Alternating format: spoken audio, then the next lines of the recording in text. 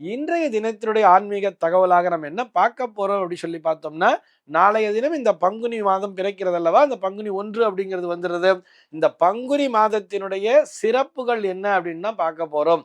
பங்குனி மாதம் அப்படின்னு சொல்லும் பொழுதே நிறைய பல பேருக்கு நம்மில் பலருக்கும் என்ன சந்தேகம் சொல்லி பார்த்தோம்னா, இந்த பங்குனியிலே திருமணத்தை நடத்தலாமா?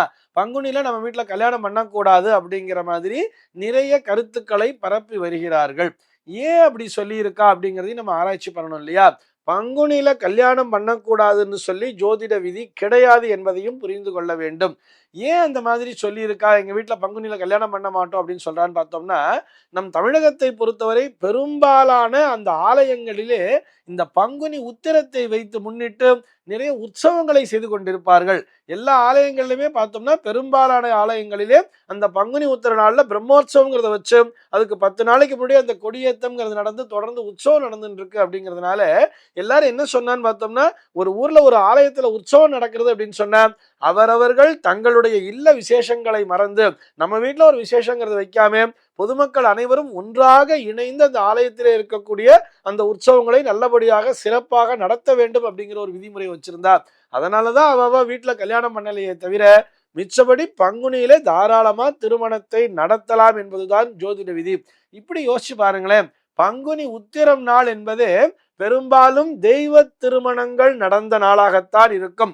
பார்வதி பரமேஸ்வரன் கல்யாணம் ஆகட்டும், மீனாட்சி சுந்தரேஸ்வரர் கல்யாணம் ஆகட்டும், இந்த முருகன் தெய்வானை அவருடைய கல்யாணம் ஆகட்டும், ஏன் நம்ம ரங்கமன்னார் ஆண்டாளுடைய திருக்கல்யாணம் கூட இந்த பங்குனி உத்திர நாள்ல தானே நடந்தது அப்படின்னு சொல்றார்.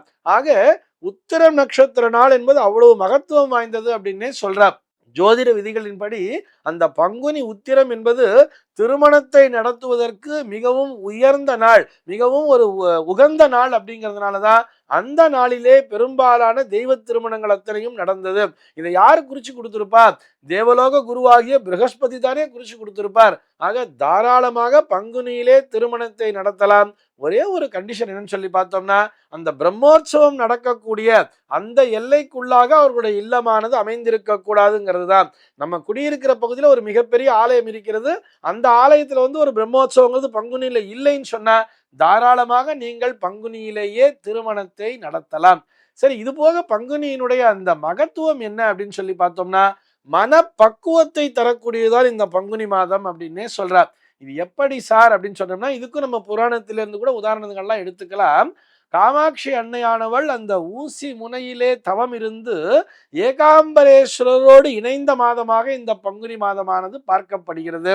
அந்த ஒரு மனப்பக்குவம், மன உறுதி அப்படிங்கிறத கொடுக்கறது இல்லையா? இது போக நம்ம ஒரு பிராக்டிக்கலா கூட பார்க்கலாமே. எல்லா ஸ்கூல்ஸ்லயுமே பார்த்தோம்னா கூட இந்த பங்குனில தான் இந்த ஆனுவல் எக்ஸாம்ங்கிறத வச்சிருப்பா தெரியுமா? இப்படி ஆனுவல் எக்ஸாம் எதுக்காக கொண்டு வந்து பங்குனில வச்சிருக்கா சார்? பின்னாடி சம்மர் ஹாலிடே சொல்றதுக்காக வச்சிருக்காங்கிற மாதிரி எல்லாம் நம்மளாக காரணத்தை கற்பித்துக் கொள்ள கூடாது. எதற்காக பங்குனியிலே தேர்வினை வைத்திருக்கிறார்கள் சொல்லி பார்த்தோம்னா, ஜோதிட விதிகளின்படி பார்க்கும் பொழுது இந்த பங்குனி மாதம் என்று எதனை கொண்டு தீர்மானிக்கிறார்கள் சொல்லி பார்த்தோம்னா, சூரியனானவர் மீன ராசிக்குள்ளே நுழைகின்ற காலத்திலே இந்த சூரியனானவர் தான் எல்லோருக்கும் ஆன்மகாரகனாக பார்க்கப்படுகிறார். இந்த மீன ராசி என்பது ஒரு குருவினுடைய ராசியாக பார்க்கப்படுகிறது. அதிலே எப்படி தனுர் ராசி கூட குருவினுடைய ராசியாக இருந்தா கூட அதை விட மீனம் என்பது குருவினுடைய முழுமையான பலனை பெற்றது. அதற்குள்ளாக நுழையும் பொழுது, அதாவது பூரட்டாதி 4ஆம் பாதம் என்கின்ற அதற்குள்ளாக, பூரட்டாதி என்பதும் குருவினுடைய நட்சத்திரம், குருவினுடைய நட்சத்திரம் மற்றும் குருவினுடைய ராசிக்குள்ளாக சூரியனானவர் உள்ளே நுழையும் பொழுதுதான் இந்த பங்குனி என்பதே பிறக்கிறது. இந்த நேரத்திலே செல்ஃப் அனலைசிஸ் பண்ணிக்கணும்னு சொல்றார்.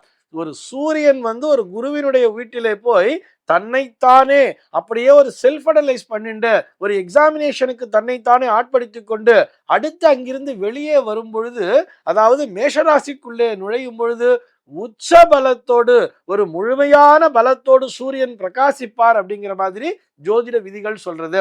மேஷத்துல சூரியன் உச்ச பலத்தோடு தானே இருப்பார். ஆக அதே போல இந்த மாணவர்களும் அந்த குருகுலத்திலே தங்களுடைய திறமைகளை எல்லாம் வெளிப்படுத்தி அந்த தேர்விலே நல்லபடியாக பக்குவப்பட்டு வெளியே வரக்கூடிய மாதமாகவும் இந்த மாதமானது அமைந்திருக்கிறது. இதே மாதிரி இந்த பங்குனி மாசத்துல தான் பெரும்பாலும் இந்த தணிக்கைங்கிறது நடக்கும் தெரியுமா? ஆடிட் எங்களுக்கு இந்த மார்ச் மாசத்தோட நாங்க அக்கௌண்ட்லாம் க்ளோஸ் பண்ணணும் அப்படிங்கிற மாதிரிலாம் சொல்லுவா தெரியுமா? அந்த குரு என்பவர் தான் தணிக்கையாளராகவும் அமைந்திருக்கிறார். அந்த தங்களை தாங்களே தணிக்கைக்கு உட்படுத்திக் கொள்ள வேண்டிய மாதமாகவும் அமைந்திருக்கிறது. இப்படி தணிக்கைக்கு தங்களை உட்படுத்தி கொண்டு, அதாவது ஆடிட் அப்படிங்கிற ஒரு விஷயம், செல்ஃப் அனலைசிஸ் அப்படிங்கிற ஒரு விஷயத்தை தாங்களும் உணர்ந்து கொண்டு, எல்லோருக்குமே நான் சொல்றேன், பொதுமக்களும், அதாவது அரசன் முதல் ஆண்டி வரை எல்லோருமே மனப்பக்குவத்தை பெறக்கூடிய மாதமாக இந்த பங்குனி மாதமானது அமைந்திருக்கிறது. இந்த தகவலோடு இன்றைய தினம் நான் உங்களிடமிருந்து விடைபெற்றுக் கொள்கிறேன். மீண்டும் உங்கள் அனைவரையும் நாளைய தினம் ஒரு சுவாரஸ்யமான தகவலோடு சந்திக்கிறேன். எம்பெருமானினுடைய திருவருளினாலே இந்த நாள் உங்கள் அனைவருக்கும் சுப தினமாக அமைவதற்கு வாழ்த்துக்கள்.